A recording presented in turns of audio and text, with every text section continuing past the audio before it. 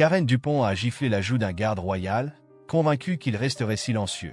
Mais ce qui suivit laissa les spectateurs stupéfaits et offrit une leçon inoubliable sur le respect. Voici le récit. Avant de continuer, dites-nous dans les commentaires d'où vous nous regardez et abonnez-vous à notre chaîne, car demain à la même heure, nous présenterons une autre démonstration extraordinaire de bravoure des gardes royaux que vous ne pouvez absolument pas manquer. Dans la lumière déclinante de l'après-midi, de longues ombres s'étiraient sur les jardins du palais de Buckingham tandis que la voix perçante de Karen brisait le calme ambiant. Son sac à main de luxe se balançait de manière erratique alors qu'elle agitait ses bras devant un préposé du palais de plus en plus exaspéré. « Qu'est-ce que vous voulez dire par la dernière entrée remonte à une demi-heure » demanda-t-elle d'un ton net et chargé d'indignation américaine. « Savez-vous combien j'ai investi dans cette visite? Avez-vous la moindre idée de qui je suis ?» Elle brandit son smartphone, affichant ce qui ressemblait à une carte de visite d'une agence immobilière de milieu de gamme du New Jersey. Le préposé, un homme digne dans la cinquantaine, conserva son calme professionnel. « Je suis désolé, madame, mais les horaires de visite sont clairement affichés. Pour des raisons de sécurité, nous ne pouvons faire d'exception. » Karen ricana, passant une main soigneusement manucurée dans sa coupe blonde impeccablement stylée. « Regardez autour de vous, il y a encore des personnes à l'intérieur. Qu'est-ce que cela peut faire si un invité de plus entre » insista-t-elle, en désignant les fenêtres du palais où le dernier groupe de visiteurs se distinguait, parcourant les salles d'apparat. Un jeune couple avec 2 enfants s'éloigna discrètement, la mère murmurant en français à son mari, tandis que le père hochait la tête et guidait sa famille vers les jardins. « La différence, madame, expliqua patiemment le préposé, c'est que notre précédent groupe est arrivé pendant les heures de visite prévues. Nous respectons des horaires stricts pour garantir. » Il commença, mais Karen l'interrompit brusquement. « Oh, épargnez-moi ce charabia bureaucratique. » Sa voix s'éleva. « Voilà exactement ce qui ne va pas dans ce pays. Trop de règles, trop de gens se cachant derrière des protocoles au lieu d'utiliser leur bon sens. » Elle ajusta ses lunettes de soleil de créateur, un geste calculé pour afficher leur marque prestigieuse. Un groupe de voyageurs japonais interrompit leur séance photo, leur visage mêlant inconfort et curiosité alors que Karen poursuivait sa diatribe. Un couple britannique âgé secoua la tête avec désapprobation, la femme murmurant quelque chose sur des personnes comme elle à son mari. « Je veux parler à votre responsable », déclara Karen en adoptant une attitude confrontatrice, bien connue des employés de service. « Vous ne comprenez manifestement pas que certaines règles sont faites pour s'adapter aux personnes qui le méritent. » La posture du préposé resta inébranlable, bien que ses yeux trahissaient qu'il avait déjà eu affaire à ce genre de cliente. « Mon responsable vous dirait la même chose, madame. Les protocoles de sécurité du palais ne sont pas négociables. Peut-être souhaitez-vous obtenir des informations sur les visites de demain ?» Le visage de Karen s'empourpra de colère, contrastant vivement avec son haut pastel de créateur. « Demain, je ne suis pas une simple visiteuse qui peut modifier son planning selon vos caprices. J'ai un emploi du temps. J'ai des standards. » Sa voix atteignit une hauteur qui fit s'envoler les pigeons aux alentours. C'est alors que son regard se fixa sur le garde royal posté à proximité. Un léger changement traversa son visage, une expression calculée indiquant qu'elle avait repéré une nouvelle cible pour sa colère. Sa prise sur son sac se resserra tandis qu'elle se détournait du préposé, ses talons claquant avec détermination sur le trottoir. « Très bien, » dit-elle d'un ton faussement doux, « si vous ne m'assistez pas, je trouverai quelqu'un qui le fera, quelqu'un qui compte vraiment ici. » Son regard resta fixé sur le garde tandis qu'elle s'avançait vers lui, chaque pas proclamant son importance. Le préposé ouvrit la bouche pour la mettre en garde, mais elle était déjà hors de portée, ses talons de créateur la menant vers un moment qui allait devenir une leçon profonde de respect et de tradition. Alors que Karen s'approchait du garde royal, ses talons frappaient le sol avec la précision d'une personne habituée à exiger l'attention. Ses lunettes de soleil de créateur reposaient désormais sur sa tête tel un diadème improvisé, dévoilant la détermination hautaine dans ses yeux. « Excusez-moi, » lança-t-elle, employant le même ton qu'elle réservait aux serveurs qui se trompent de vin. « Oui, vous celui qui porte la casquette en fourrure. J'ai besoin que vous m'assistiez pour quelque chose. » Elle se plaça directement devant le garde, empiétant délibérément sur son espace personnel. Le garde resta immobile, son regard fixé droit devant lui, fruit d'années de discipline militaire. Son uniforme cramoisi brillait sous les derniers rayons du soleil, chaque bouton en laiton et chaque médaille racontant sa propre histoire d'engagement et de service. « Bonjour, je vous parle » agita-t-elle sa main méticuleusement manucurée devant son visage, son bracelet en diamant scintillant sous la lumière. « Est-ce une mise en scène? Vous restez là comme une statue pendant que les visiteurs sont maltraités ?» Sa voix s'élevait à chaque question, attirant des regards inquiets de la part des touristes qui passaient. Un couple d'âge moyen pressa ses enfants, le père expliquant discrètement à sa fille curieuse pourquoi le comportement de la femme était déplacé. Karen ne semblait ni prêter attention ni se soucier de l'exemple qu'elle donnait. « Écoutez, poursuivit-elle d'un ton condescendant, je vois que vous avez votre petit rituel ici. C'est adorable, vraiment, assez pittoresque. » Elle ajusta sa blouse Gucci, un geste habituel destiné à rappeler à tous son statut autoproclamé. « Mais il serait bien de mettre un terme à ce spectacle et d'informer vos collègues de me laisser entrer dans le palais. Je ne suis pas n'importe qui, vous savez. » La posture du garde resta irréprochable, bien qu'un léger serrage de la mâchoire trahissait qu'il absorbait chaque mot. « C'est absurde, » déclara Karen à voix haute, semblant jouer pour la foule de spectateurs mal à l'aise. « Je suis allé à Disneyland, et même leurs personnages costumés savent qu'en sortir de leur rôle pour des invités de marque. » Avec un geste théâtral, elle fouilla dans son sac à main de créateur et sortit une carte de visite. « Voilà, Karen Dupont, spécialiste en immobilier de luxe. Je traite des biens multimillionnaires. Je suis le genre de cliente que vous avez envie d'impressionner. » Lorsque le garde ne réagit pas à ses références, sa frustration monta visiblement. « M'écoutez-vous? Où est-ce que tout ceci, » elle fit un geste vague en direction de son uniforme, « n'est qu'une façade.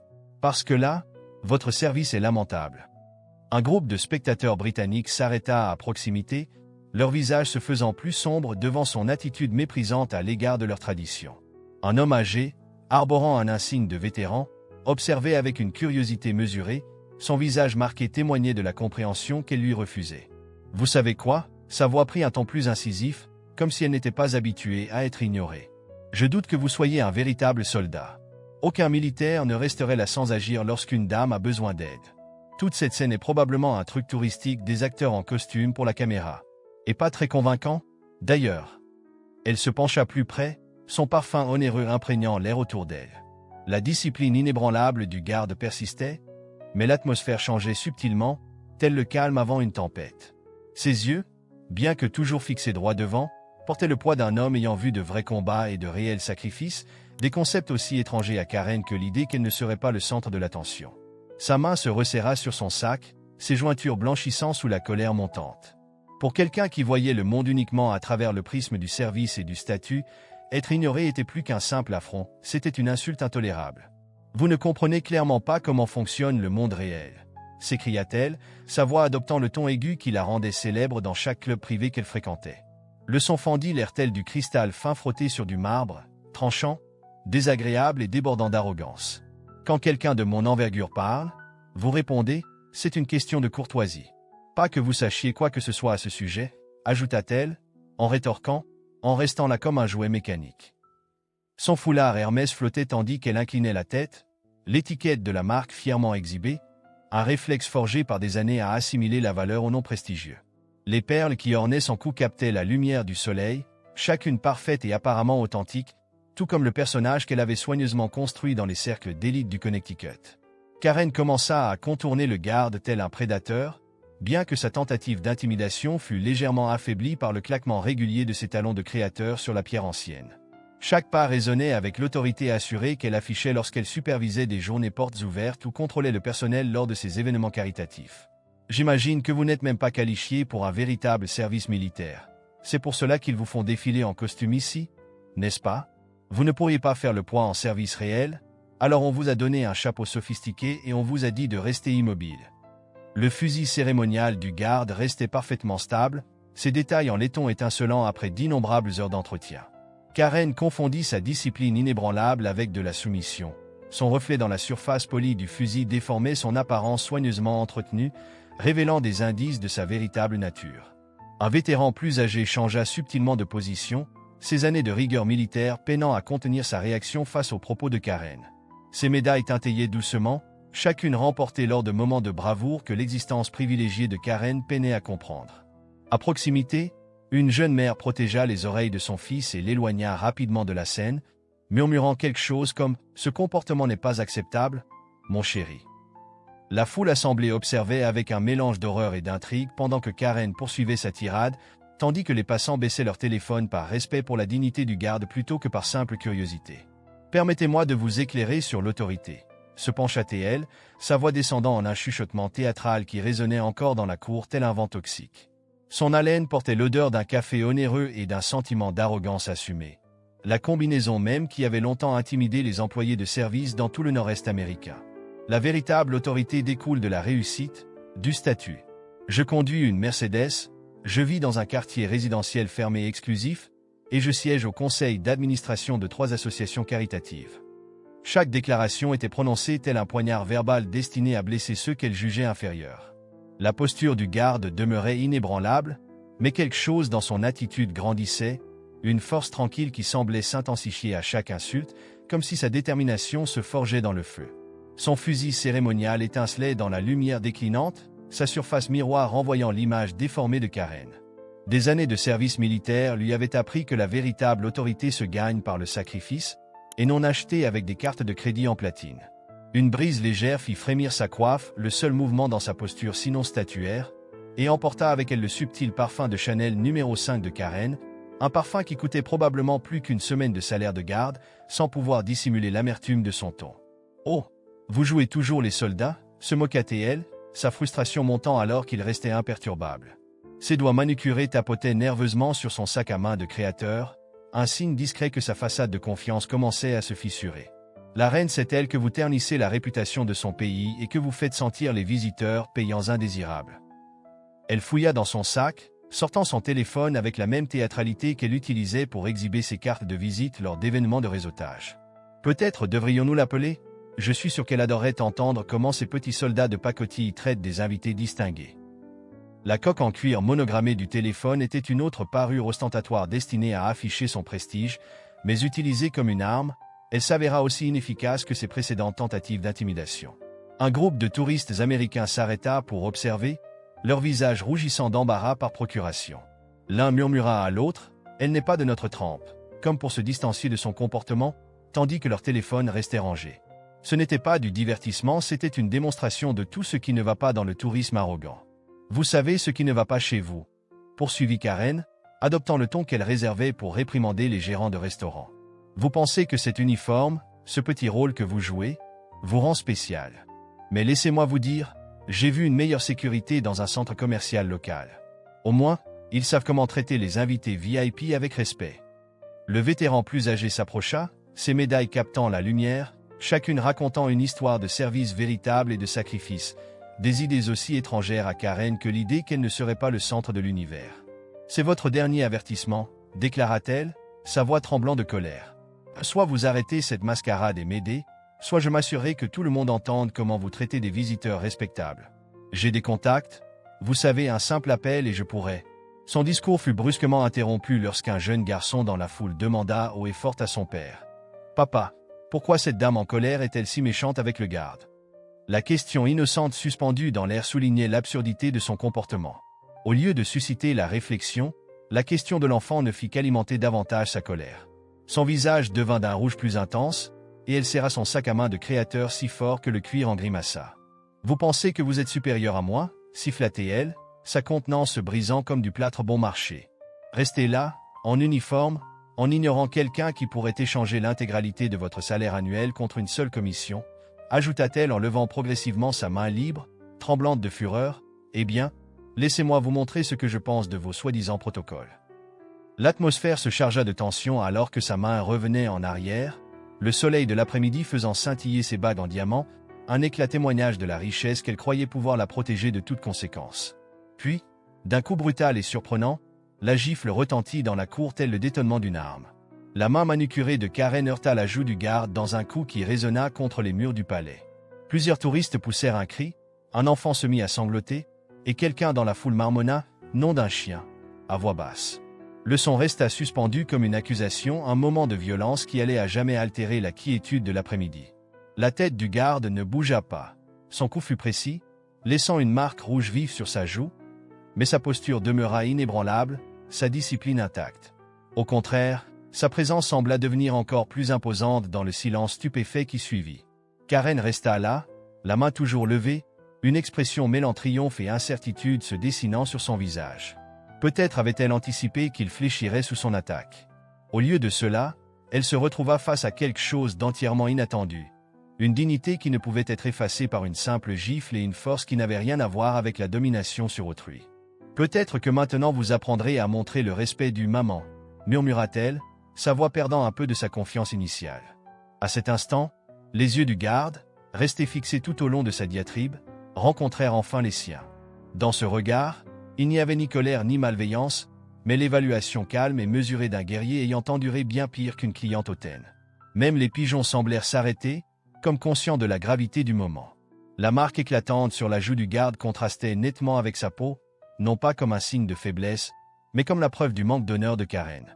En 12 ans de service, déclara le garde, sa voix portant le poids d'une autorité authentique, j'ai essuyé des tirs en Afghanistan, subi des salles de mortier en Irak et perdu des frères d'armes à l'étranger. Ces mots étaient précis et percutants, chacun retentissant comme un coup de marteau sur la façade vacillante de Karen. L'uniforme que vous ridiculisez a été taché du sang de ceux qui ont sacrifié leur vie pour défendre la liberté même que vous prenez pour acquise. Karen recula involontairement, son talon de créateur accroché au pavé. La présence du garde dominait la cour, sa posture n'étant plus seulement cérémoniale mais rayonnant la véritable autorité militaire qui se cache derrière la tradition. Cet habit, comme vous l'appelez, est porté avec la fierté de siècles de service. Chaque bouton, chaque médaille, chaque pli témoigne du sacrifice de ceux qui ont veillé non seulement sur un palais, mais sur les principes du devoir, de l'honneur et du respect. Son ton resta ferme, mais il dégageait une intensité qui faisait paraître les cris de Karen bien enfantins en comparaison. Un vétéran plus âgé s'approcha, se tenant au garde à vous, ses propres médailles scintillant dans la lumière déclinante, un hommage silencieux à des décennies de sacrifices partagés entre générations. La bouche de Karen s'ouvrit et se referma alors que sa façade soigneusement entretenue s'effondrait sous le poids de l'autorité véritable. La main qu'elle avait utilisée pour le frapper pendait maintenant mollement à son côté, et son bracelet en diamant perdait de son éclat. « La marque que vous avez laissée, » déclara le garde, ses yeux balayant brièvement la foule rassemblée, s'estompera en quelques minutes, mais la tâche que vous avez imprimée sur votre caractère durera bien plus longtemps. Son regard se tourna de nouveau vers elle, désormais empreint non seulement d'autorité mais aussi d'un semblant de compassion. Cela en valait-il la peine, madame? Avoir frappé un vétéran de combat vous a-t-il fait sentir plus importante? Je n'ai pas voulu, balbutia Karen, alors que son monde de privilèges soigneusement construit commençait à se fissurer. Le vétéran s'avança, sa posture toujours. RS empreinte de la puissance militaire malgré son âge. 2 déploiements en Afghanistan, dit-il, sa voix lourde d'expérience. Voilà ce que représente la médaille sur ma poitrine, celle que vous venez de heurter. Elle n'est pas attribuée pour de l'oisiveté, madame, elle est décernée pour le courage sous le feu. Il désigna alors ses propres décorations. Je l'ai mérité lors des Malouines, en voyant des hommes plus jeunes faire des sacrifices que vous ne pourriez jamais imaginer. À cet instant, les lunettes de créateur de Karen glissèrent de sa tête, tombant au sol sans que personne ne s'en aperçoive, tandis que la foule se taisait assistant à une leçon d'humilité livrée avec une précision chirurgicale. Pendant que Karen était absorbée par les valeurs immobilières et les affiliations de clubs privés, le vétéran poursuivit. Des hommes portant cet uniforme ont patrouillé dans des régions hostiles, risquant leur vie pour protéger les libertés que vous prenez pour acquises. Ses yeux rencontrèrent ceux d'un jeune homme dans la foule, dont l'attitude, malgré une tenue civile, trahissait son passé militaire. Monsieur de la RAF, s'adressa-t-il avec respect aux gardes, il y a 2 ans, votre unité a assuré l'évacuation dans la province d'Helmand, perdant 2 camarades pour garantir la sortie de nos blessés. Le garde hocha la tête presque imperceptiblement, l'esprit du sacrifice partagé étant silencieusement reconnu. Le visage de Karen perdit toute couleur, sa fierté initiale se transformant en la prise de conscience du type d'homme qu'elle venait d'agresser. La voix du vétéran prit un tranchant d'acier forgé dans la bataille. Le fusil cérémonial que vous méprisez représente des siècles de service à la couronne et au pays. Chaque détail de cet uniforme raconte une histoire de sacrifice, de devoir et d'honneur, des concepts qui méritent d'être expliqués à quelqu'un qui valorise un sac à main plutôt que le courage. L'emprise de Karen sur son sac se relâcha, ce symbole de statut paraissait soudain dérisoire face au poids d'un véritable service. Son maquillage soigneusement appliqué ne pouvait plus dissimuler la honte qui colorait ses joues. J'ai vu des hommes mourir en portant cet uniforme, répéta le garde, sa voix imprégnée de l'autorité tranquille d'un chef de bataillon, non pas dans des salles de réunion, mais sur les champs de bataille où de jeunes soldats courageux comprenaient ce qu'elle ignorait. Que certaines valeurs méritent d'être défendues, sacrifiées et protégées, non pas parce qu'elles apportent richesse ou prestige, mais parce qu'elles incarnent des idéaux bien supérieurs à tout individu. 2 agents de police apparurent au bord de la foule, leur présence à la fois professionnelle et décontractée. Ils comprirent qu'il ne s'agissait pas seulement d'une arrestation, c'était une leçon nécessaire qui se donnait en direct. Le garde reprit, la marque rouge sur ma joue, désormais en train de s'estomper, nous rappelle que nous passons d'innombrables heures à préparer cet uniforme, non pour des clichés touristiques, non pour l'exposition, mais en hommage à chaque personne qui l'a porté, à ceux qui en sont morts, à ceux qui en comprenaient la véritable signification. La discipline que vous avez raillée n'est pas une simple comédie. C'est la même détermination qui permet aux soldats de tenir bon sous le feu, qui les pousse à mettre le devoir avant le confort et le service avant soi, quelque chose qu'aucune somme tirée de transactions immobilières ne peut acheter. Alors, que se passe-t-il maintenant? Demanda le garde, bien que son ton indiqua qu'il connaissait déjà la réponse. La loi concernant l'agression d'un garde royal est sans équivoque. Au-delà de toute sanction légale, vous devrez vivre avec le fait que votre moment d'arrogance vous a conduit à frapper un vétéran de combat, quelqu'un qui a versé son sang pour les libertés que vous prenez pour acquises. Les agents avancèrent avec une efficacité discrète. L'un d'eux, une agente aux cheveux grisonnants, parla avec la familiarité lasse de celle qui a déjà vu ce genre de scène. « Madame, vous devez venir avec nous. Agresser un membre des forces armées de Sa Majesté est une infraction grave. » Le mascara onéreux de Karen avait commencé à couler, laissant des traces sombres sur ses joues. Sa fierté d'antan s'était complètement effondrée, remplacée par la prise de conscience brutale de ce qu'elle était réellement. « Je ne savais pas, » murmura-t-elle, sa voix à peine audible. « Je n'ai pas pensé. »« Non, » intervint le vétéran d'un ton ferme mais non méprisant. « Vous n'avez pas pensé qu'en voyant un uniforme, vous pouviez croire qu'il s'agissait simplement d'un déguisement. Vous avez pris la discipline pour de la faiblesse et la tradition pour du simple théâtre. » Il redressa sa veste, ses médailles captant les derniers rayons du soleil. Voilà le problème avec des personnes comme vous. Vous avez longtemps cru que l'argent équivaut au pouvoir, et vous avez oublié à quoi ressemble la véritable force. Le garde reprit son poste, sa posture aussi irréprochable qu'avant l'agression de Karen, mais quelque chose avait changé, une aura d'autorité qui transcendait la simple cérémonie et témoignait du guerrier caché derrière l'uniforme. « Regardez bien, » dit le vétéran en désignant le garde, pendant que les agents prenaient doucement mais fermement les bras de Karen. L'homme que vous avez frappé continuera à tenir son poste avec la même discipline et la même dignité qu'il a démontré sous votre attaque, la même détermination qu'il a montré sous le feu ennemi, non pas simplement parce que c'est son devoir, mais parce qu'il comprend que le véritable respect ne se réclame pas, il se mérite. Le sac à main de Karen glissa de ses mains alors que les agents commençaient à l'escorter. Un jeune garçon, qui avait déjà pris la parole, regardait avec de grands yeux pendant que son père expliquait à voix basse la signification du respect, de la dignité et de la véritable essence du service. La foule se dispersa lentement, mais pas avant que plusieurs personnes n'approchent le vétéran pour lui serrer la main et le remercier de son service. Un officier de la RAF offrit un salut net aux gardes et aux vétérans avant de s'éclipser, un geste silencieux de respect entre guerriers qui n'a besoin d'aucun mot. Alors que le soleil se couchait derrière le palais de Buckingham, projetant de longues ombres sur la cour, le garde resta fidèle à son poste. La marque rouge sur sa joue avait complètement disparu, mais la leçon qu'il avait transmise laisserait une empreinte bien plus durable à tous ceux qui l'avaient vu. Le vétéran demeura un instant de plus, observant le garde d'un regard complice. « Il ne les fabrique vraiment pas différemment, n'est-ce pas ?» murmura-t-il doucement. « Dieu merci pour cela. » Après un dernier signe de tête respectueux, il se détourna et s'éloigna, ses médailles scintillant dans la lumière du soir. Jusqu'où doit aller le respect pour la tradition et l'autorité? Telle fut la leçon que Karen apprit à la dure ce jour-là, se tenant à l'ombre du palais de Buckingham, où des siècles de service protègent bien plus que de simples pierres et structures.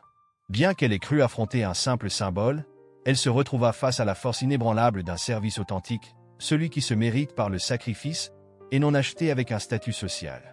La réponse du garde n'était pas seulement une défense de sa position, mais un puissant rappel que la véritable autorité ne provient pas de la richesse ou du rang, mais des valeurs que nous choisissons de défendre. En réfléchissant à cette rencontre, nous devrions peut-être nous poser la question suivante. Quand avons-nous confondu la cérémonie avec la faiblesse ou la tradition avec une simple mise en scène pour la dernière fois? Combien de fois laissons-nous notre sentiment d'arrogance nous aveugler aux véritables significations du devoir et de l'honneur? Que feriez-vous si vous étiez à la place du garde? Auriez-vous pu conserver une telle dignité face à l'irrespect? Partagez vos réflexions dans les commentaires. N'oubliez pas, chaque uniforme raconte une histoire, chaque tradition a son importance, et chaque poste, même s'il semble purement cérémonial, incarne des valeurs dignes d'être défendues. Parfois, il faut un moment de confrontation pour nous rappeler que la véritable force ne consiste pas à imposer son pouvoir aux autres, mais à rester fidèle aux principes que nous chérissons. Voici un autre récit de la veille de garde, là où la tradition affronte les défis modernes et la dignité triomphe du manque de respect. Si vous appréciez ces leçons d'honneur et de service, Abonnez-vous à notre chaîne pour découvrir d'autres histoires qui nous rappellent pourquoi certaines traditions méritent d'être préservées et certaines valeurs défendues. Jusqu'à la prochaine fois, souvenez-vous, le véritable respect, tout comme le véritable service, ne se réclame pas, il se mérite.